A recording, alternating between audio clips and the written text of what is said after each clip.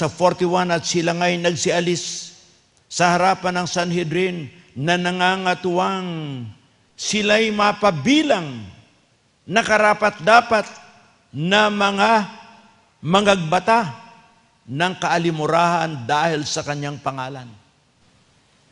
Mga kapatid, ito ang kanilang damdamin. Pag tayo'y pulaan, o bakit kayo tumatanggap rin ng offering? Eh yan ang nangangaral eh. Ang sabi ng Panginoon, di ba, sa Lucas 18, saan mang bayan, village, you will enter, receive what they offer to you. Hindi yung lulukuhin mo ang tao.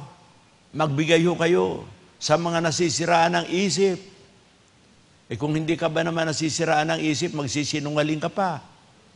Sino ang nasisiraan ng isip? Yung tao na nag-aangking Kristo. Palagay ko, yun ang pinakasirang ulo. Isa lang ang Kristo ko. Naabala tuloy ako eh. Pero sabi nga, bugtong na anak, hindi double. Eh ngayon, hindi lang may ka-double, may ka-dribble pa, basketball. Mga kapatid, talagang ano eh. Kung minsan naalaala ko tuloy, sasabihin na, ano ba preacher ito, nagbibiro? Eh, si Elijah nga mga kapatid. Eh, ang sabi doon sa mga propeta ni Baali, sige, lakasan nyo ang inyong hiyaw, sugatan nyo ang inyong sarili para magising yung Baal na yan, natutulog siguro. Yan ang inyong Diyos, natutulog. O ano yon? Talaga bang natutulog si Baal? Ay kung tutusin sa Biblia, wala naman eh. Haka lang ng tao yun. Kaya mga kapatid, nananatili, paano ipapanganak na muli? Alamin natin na ang lahat ng mga tao ay tinatawag na mga anak ng dyablo. Dito sa Juan, pangkat 8, at ang talata ay 44 ay ganito ang sinasabi. Kayo'y sa inyong amang ang dyablo, at ang nais ng inyong ama ang ibig ninyong gawin. Sa isang mamamatay tao, buhat pa ng una, at hindi nananatili sa katotohanan, sapagkat walang katotohanan sa kanya. Pagka nagsasalita siya ng kasinungalingan, ay nagsasalita siya sa ganang kanya, sapagkat siya'y isang sinungaling at ama nito. Narito mga kapatid, yung mga hindi alagad ni Kristo, gaano man sila kadisinti ang bihis, gaano man sila kayaman, gaano man sila kabantog, na sila'y pinagpupugaya ng bayan na kanilang nililinlang. Diba? Bakit ba yumamang masyado yun? Eh yung pera niya, pera ng bayan eh. Bakit ba naging makapangyarihan siya? Nabili ang butante, kaya ginawa siyang opisyal. Ano yun? Anak pa rin ng dyablo yun. Pero napaka-disinti siya. Halos sambahin siya ng mga tao. Para siyang Diyos. Lahat ng gagawin ng tao, may permiso siya. Pag wala siyang permiso, wala kang permit. Ang mga tao, ganun. Nagiging Diyos sila sa tao, pero hindi sila Diyos. Ano yan? Anak ng dyablo. Ang kanyang lahat na gagawin para sa kanyang sarili. When he speak, it's about for himself. When he do things, it's for himself. Anak ng dyablo yan. Yan ang tao sa sanglibutan. Ngunit mga kapatid, ano naman ang sinasabi ng banal na kasulatan?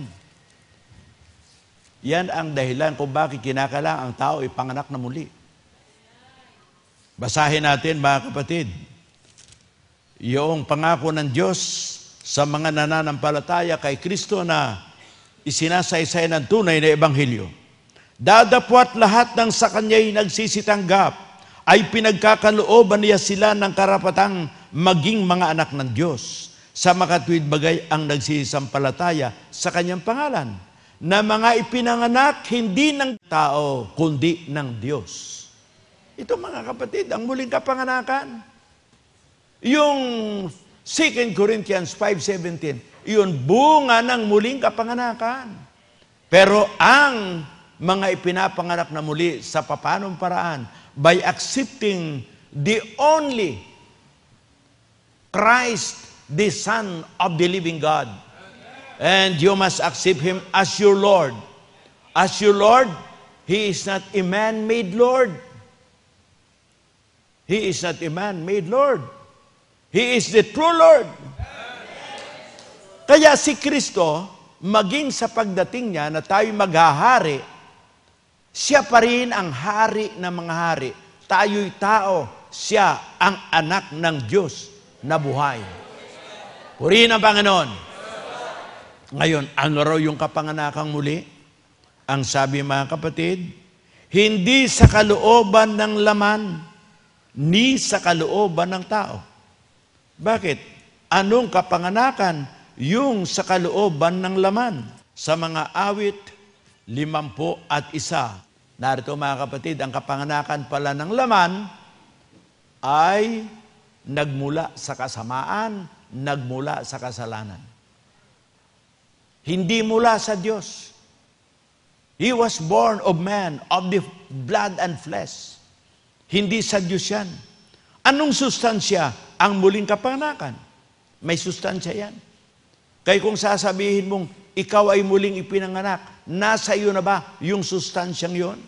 Basahin natin mga kapatid, sa Juan, 3 at talatang 6, ang ipinanganak ng laman ay laman nga, at ang ipinanganak ng Espiritu ay Espiritu nga. Narito mga kapatid, ang sustansya pala ng laman ay sa laman. Ang ipinanganak sa Espiritu ay Espiritu. Kaya sa tanong na, paano ipinapanganak? Tinanggap si Kristo?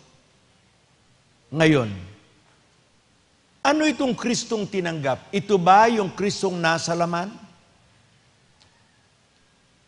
Ang Kristo, Espiritu, anak ng Diyos. Ang Kristo nang suguin, ipinanganak ng isang dalaga, tao, may laman at dugo. Ngunit iyon ang pagpakababa ng Kristo. Ngunit si Kristo ngayon ay hindi na yung Kristo na gaya ng siya'y nagpakababa na ipinanganak sa laman ng tao. Siya ngayon ay Kristong niluwalhati ng Diyos. Praise the Lord! He is not in flesh and blood anymore, but now Christ is that Spirit. Si Kristo ngayon ay Espiritu, hindi siya laman ngayon. Kaya pwedeng siya ay nasa ating kalagitnaan. Bakit? Sapagkat siya ay Espiritu. Yung sabi ng Panginoon, behold, I will be with you always.